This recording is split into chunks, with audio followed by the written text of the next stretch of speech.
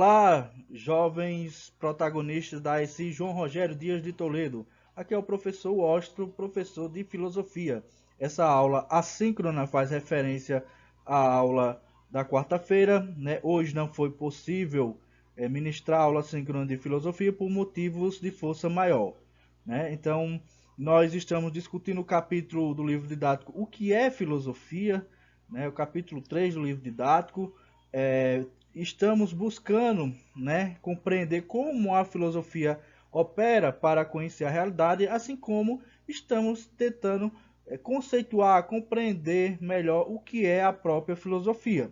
Na aula anterior, nós já introduzimos esse capítulo, né, fizemos algumas discussões e paramos na análise do quadro A Morte de Sócrates, né, por Jacques Louis David. O momento, nós vimos que é o momento onde Platão, né, ele no livro Fédon, ele retrata, né, relata como Sócrates ele deixa o último conselho para os seus discípulos, né, os seus alunos, né, que a morte era a única certeza da vida, né, ou seja, temos que abraçá-la como se fosse uma amiga. Né? Mas por que é que Sócrates, lá na Grécia Antiga, é condenado, é sentenciado à morte, né? Beber um poderoso veneno para morrer, né? Quais foram os crimes que ele comete, né? E aí nós vimos que o crime que Sócrates naquele momento comete é lançar os seus ideais, né? Segundo os seus algozes, seria no caso, influenciar os jovens com suas ideias, corromper os jovens com suas ideias de liberdade, não aceitar os deuses lá que eles estavam pregando como os únicos certos. Então, essa reflexão nos traz a seguinte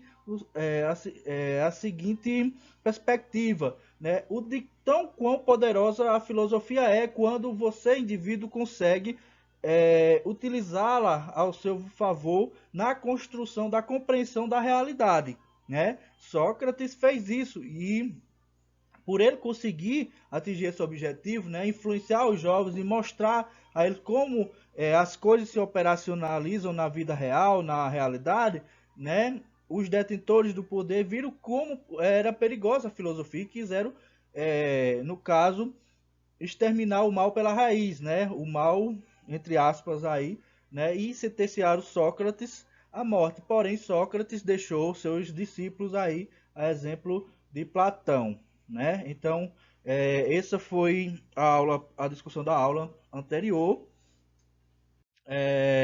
E aí a gente entra no tópico o que leva alguém a filosofar, né? Uma das primeiras coisas que a gente deve entender é que todo filósofo é curioso, né?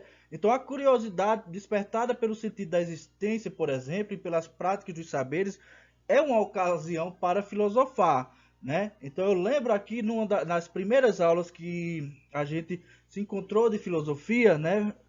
Alguns alunos perguntam, mas professor, qual é o sentido da existência? O que é a existência, né? Então isso já é um prenúncio de que se você tem essa curiosidade, então já é uma ocasião que você pode estar começando a filosofar, né? A curiosidade ela é uma característica do filósofo.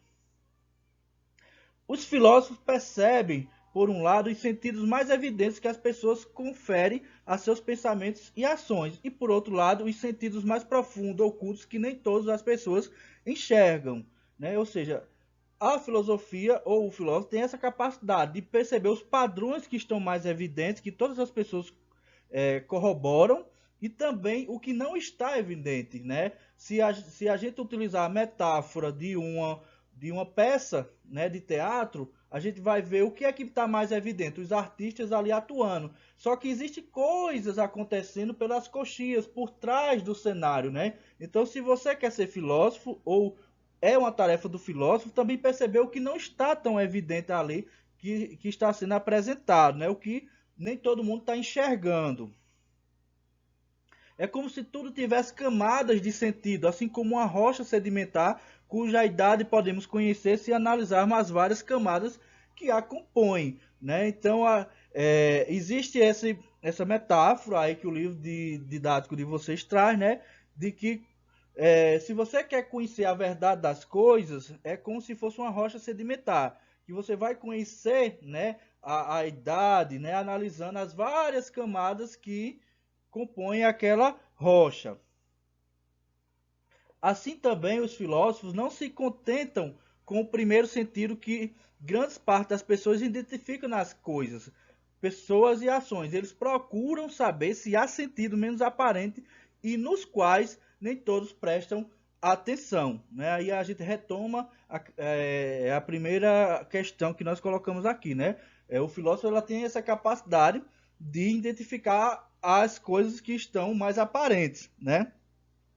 Mas não só isso, também pode-se contestar, né, esse sentido que as pessoas dão das coisas, esse sentido superficial. Ou seja, dito de outra maneira, os filósofos deixam-se admirar com a existência de tudo, vão além do olhar acostumado com as coisas, pessoas, pensamentos, acontecimentos, sentimentos, emoções e ações, buscando sempre entender os vários sentidos de tudo. Quando a gente diz que os filósofos eles começam a filosofar pela admiração, o que é que nós estamos querendo dizer com isso, né? É porque essa admiração não é apenas o abestalhamento das coisas, de você ficar paralisado achando aquilo bonito. É uma admiração que vai provocar uma curiosidade muito grande no filósofo e com isso você vai além do que está aparente. Você vai buscar se aprofundar cada vez mais naquele assunto, buscar cada vez mais aquela verdade, chegar ao que não está aparecendo, chegar ao que está por trás, chegar, né, à verdade oculta das coisas. E assim como contestar também o que não está de acordo com o que a filosofia ela acredita, né, ser adequado à vivência humana ou à realidade. Vive, portanto, uma mistura de admiração e de insatisfação, como dizia Aristóteles, o filósofo grego, né? Na aula passada, né, nós finalizamos, inclusive, com essa atividade, onde vocês leram o box A Admiração e o Início de Filosofar na página 31, né, e fizeram e responderam uma pergunta, né, segundo Aristóteles, o que é que leva as pessoas a filosofar? E Aristóteles ele vai responder claramente que é a admiração, né? O primeiro passo para uma pessoa começar a filosofar é a admiração, né? Porém, essa admiração vem acompanhada de uma insatisfação, porque você começa a perceber as coisas como elas são, né? Você começa a conhecer e o processo de conhecimento lhe gera também insatisfação, uma vez que você sai da sua bolha de segurança, né, de suas certezas absolutas e entra num campo de incertezas, né, para buscar respostas de questões que você ainda não tem. No início de um de seus livros, que recebeu o nome de Metafísica, Aristóteles resiste a observações de que todos os seres humanos naturalmente desejam ter conhecimento. Por essa atividade, lhes dá prazer. Isso se comprova pela satisfação sentida no conhecimento obtido por meio dos 5 sentidos, especialmente da visão. Então, Aristóteles, no livro da Metafísica, ele vai dizer, olha, o ser humano ele sente prazer em conhecer as coisas. É algo natural, né? Isso se comprova que quando você olha para uma paisagem bela, quando você descobre alguma coisa que você não sabia, né? Então, naturalmente, nós seres humanos sentimos prazer ao conhecer, né? Ao ter conhecimento das coisas. E assim a filosofia no dizer de Aristóteles é uma continuação desse prazer e nasce da capacidade de se admirar mesmo diante do que parece óbvio. Os filósofos admitem que não sabem, e assim eles procuram as respostas, né? Então, a filosofia seria para Aristóteles essa continuação do prazer. Você primeiro se admira com alguma coisa, né? E depois você busca se aprofundar naquele conhecimento, né? E mesmo que aquilo lhe pareça óbvio, né? E aí vem uma máxima que todos nós conhecemos de Aristóteles, né?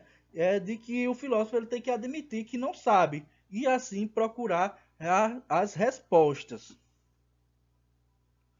A admiração explica a insatisfação que caracteriza os filósofos, pois, ao se admirarem com os acontecimentos, as coisas e as pessoas, os filósofos constatam a fragilidade e mesmo a incoerência das explicações que grande parte das pessoas dá para o seu próprio modo de ser, para os acontecimentos e para as coisas, né? Então, ao você se admirar e com isso dar os primeiros passos para buscar se aprofundar no conhecimento ou conhecer melhor determinadas coisas, né? Isso vai lhe gerar uma insatisfação, porque você vai acabar constatando, né, a fragilidade daquelas certezas que você tinha, né, ou a incoerência das explicações que as pessoas dão para algumas coisas que estão presentes na nossa realidade.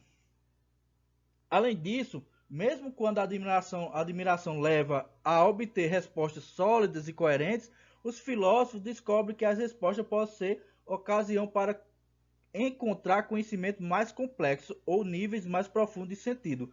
A admiração, para Aristóteles, vem acompanhada sempre da insatisfação, ou seja, o filósofo ele nunca vai estar satisfeito com aquilo que ele descobriu, com aquilo que ele chegou a conhecer de uma forma melhor. Sempre há espaço para compreender as coisas de forma mais complexa, mesmo quando você, como o livro de vocês trazem aqui, né? Quando vocês, por ocasião, chegam a conhecimentos já mais consolidados, mas mesmo aí é um espaço para que você possa, né, se aprofundar ainda mais. A filosofia ela não se satisfaz, ela é insatisfeita com o que conhece, ela sempre vai querer saber mais. E na próxima aula eu trarei algumas provocações para vocês para verificar se vocês realmente assistiram a aula síncrona e se vocês realmente prestaram atenção. Valeu, protas, até mais